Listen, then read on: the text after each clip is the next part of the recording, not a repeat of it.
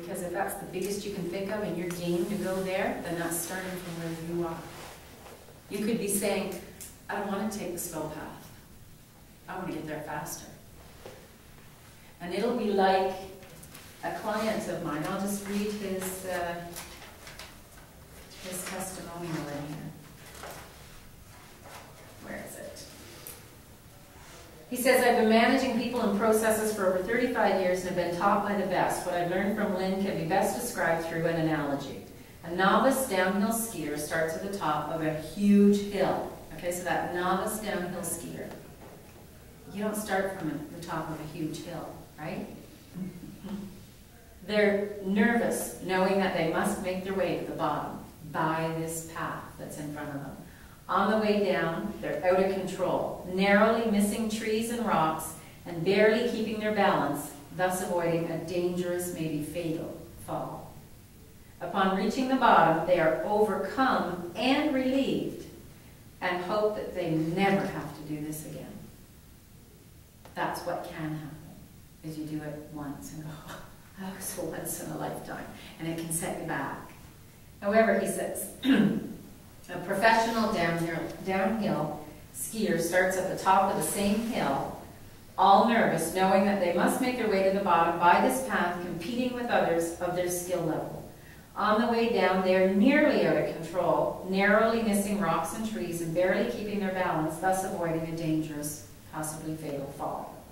Upon reaching the bottom, they are thrilled and jubilant and look forward to the next run. So that's what his experience working with me was, is that he started, and I've never, you know, you can put the two of these together before, but he started from where he was and became a winner in that, you know, professional skiing downhill. But he started from where he was. It was a stretch, but he started from where he was. But the risk of starting from, you know, where I am, where, you know, if I had started where my mentor was, and I didn't get that in the beginning, because I was comparing myself to my mentor. Well, you know, we want a mentor that's a lot bigger than us, right? And I just thought, well, I'll just jump to that. But my subconscious mind wouldn't let me do that. It wasn't supportive of me. So then I had to start from where I am and then take leaps and leaps. And hence the bird. You see the bird on this? It's not just a bird, but it's an eagle. So soar with your business.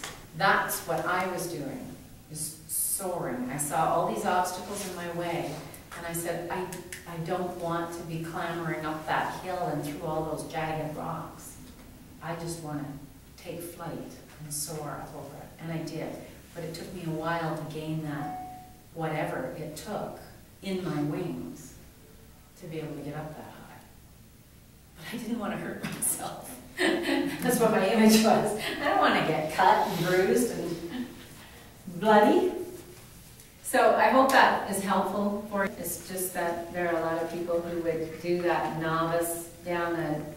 But if you can do it and keep on going, fabulous. If you then say, okay, well, it's not thrilling, I'm not really looking forward to the next one, but I'm going to push myself to do it anyway, please do, and I'll be there to support you every step of the way. Good.